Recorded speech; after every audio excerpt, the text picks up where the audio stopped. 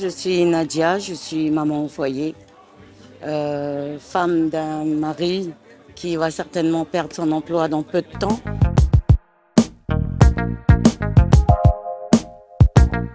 Bien seulement de pouvoir commencer à voter, on s'intéresse à ce qui se passe en Calédonie et puis au vu de tout ce qui s'est passé l'année dernière, c'est important de savoir comment la Calédonie elle évolue. Ça fait 6 ans que j'ai quitté la France, que j'habite ici, je suis propriétaire, je m'investis pour mon pays. Je suis calédonien en fait et ma voix elle compte et donc du coup c'est important. Les gens ont trop subi, les gens sont fatigués, ils n'arrivent plus à terminer leur fin de mois, ils n'arrivent plus à nourrir les enfants pour certains.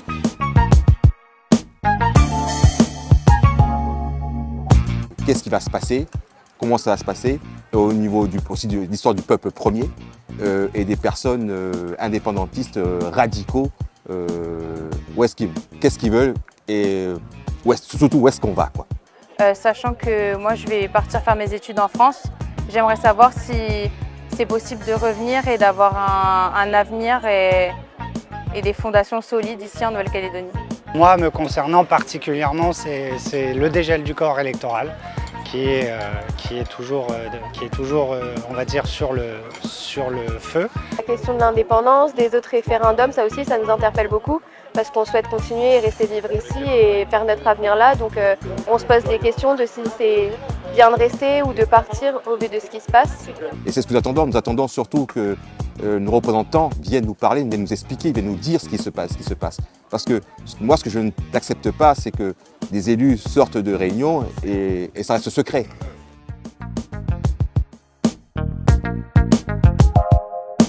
L'avantage, c'est que la ligne du parti qui est défendue en tête de liste par Nicolas, elle est claire, nette et précise.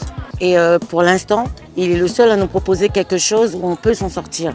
Il ne faut pas rêver, l'argent ne tombe pas du ciel et on vit dans un monde où on a besoin d'argent. Les espoirs, c'est qu'il obtienne ce qui a été négocié aux accords de Nouméa, que ce soit respecté. C'est important d'avoir un député qui est jeune, qui fait partie d'une classe politique nouvelle. Et qu'il y avait quelqu'un qui défendait tout le monde, pas juste une ethnie. Ils sont élus, ils nous doivent des comptes. Donc on doit savoir. Et c'est ce que fait Génération NC, c'est pour ça qu'on y adhère. Moi je crois beaucoup en lui et j'espère qu'on s'y sentira toujours chez soi ici en Nouvelle-Calédonie. Alors on croit en lui, on le pousse et on le bouscule. Et des fois on dit ce qu'on pense, mais l'avantage c'est qu'il écoute, il est à notre écoute. Et ce qu'on aime énormément, ce qui est très bien, c'est qu'il nous restitue clairement les choses.